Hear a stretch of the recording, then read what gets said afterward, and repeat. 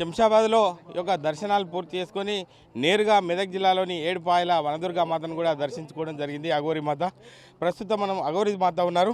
అమ్మ చెప్పండి, ఏం చెప్తారు? ఏడుపాయల ప్రజలకు ఏం చెప్తారు?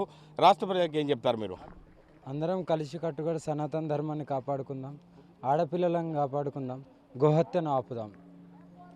ఈ మూడింటి గురించే నేను పోరాడుతున్నాను. ఇంకోటి మధ్యలో కూడా నిన్ననే గురుగారు చెప్పారు, ప్రకృతిని కూడా కాపాడుకోవాలని. ప్రకృతి సేవ కూడా చేయడానికి సిద్ధంగా ఉన్నాము.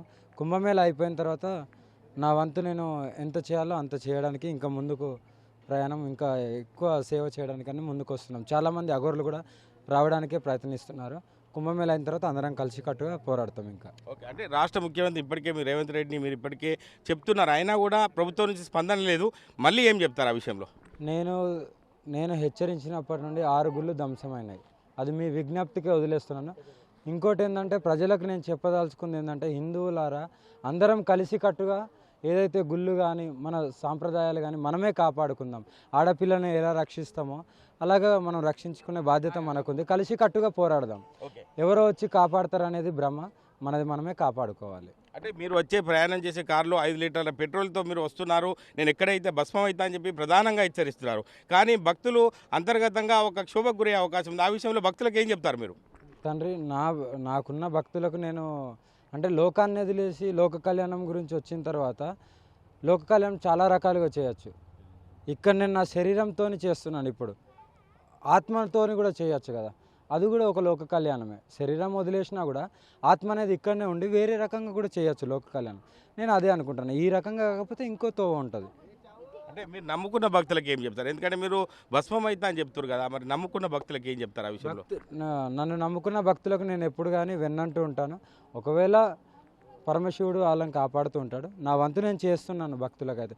ఇప్పటివరకు అయితే నేను ఎవరికి అన్యాయం చేయలేదు కాబట్టి ఇంకా నేను ముందుకు వెళ్తున్నాను. అన్యాయం చేసిన వాళ్ళనేమో కూర్చోబెట్టున్నారు. ఇంకోటి కూడా నేను ఏమంటున్నా అంటే, ముత్యాలమ్మ గుడి కాడ కానీ ఇప్పుడు ఏడైతే గుళ్ళు జరిగినా వాళ్ళందరూ ఏడికి పోయారు, తప్పు చేసిన వాళ్ళు. ఎందుకు మనం అందరం ప్రశ్నిస్తలేము? దీని తర్వాత ఇప్పుడు నేను ముత్యాలమ్మ దగ్గరికే పోతున్నాను, గుడికాడికి. వాళ్ళు ఎక్కడున్నారు ఏంటనేది మాకు తెలియాల్సిన అవసరం కూడా ఉంది.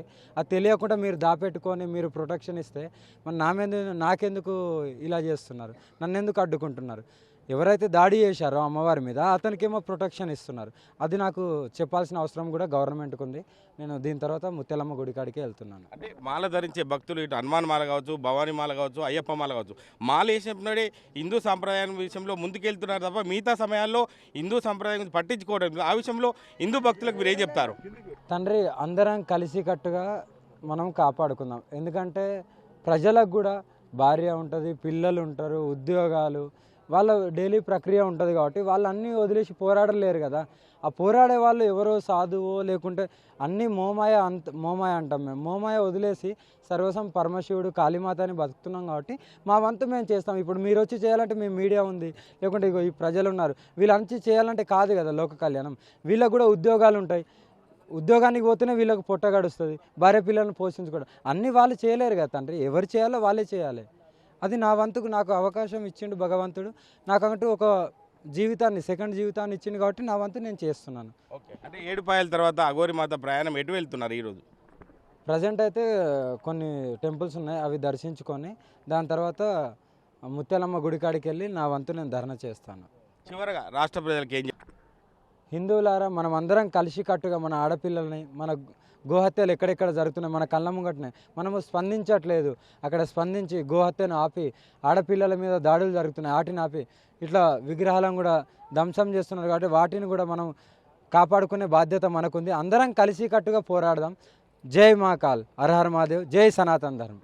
ఇవే కాకుండా సనాతన ధర్మమే కాకుండా ఆడపిల్లలను కాపాడుకోవాలి, అదేవిధంగా ప్రకృతిని కూడా ప్రేమించాలని చెప్పి ఇప్పటికే ఒక అఘోరి మాత, ఏడుపాయల వనదుర్గా మాతను దర్శించుకొని ఇప్పుడు ప్రస్తుతం హైదరాబాద్ వెళ్ళి ఇంకా మిగతా కార్యక్రమాలు చూసుకునే అవకాశం ఉందని చెప్పి అఘోరి మాత కూడా చెప్పడం జరుగుతుంది. కెమెరామెన్ ఎల్లవరితో మహేష్, RTV, మెదక్ జిల్లా. మరిన్ని వీడియోస్ కోసం ఛానల్ సబ్స్క్రైబ్ చేయండి. లేటెస్ట్ అప్డేట్స్ కోసం వాట్సాప్ ఛానల్ ఫాలో అవ్వండి. అండ్ లింక్ డిస్క్రిప్షన్ లో ఉంది.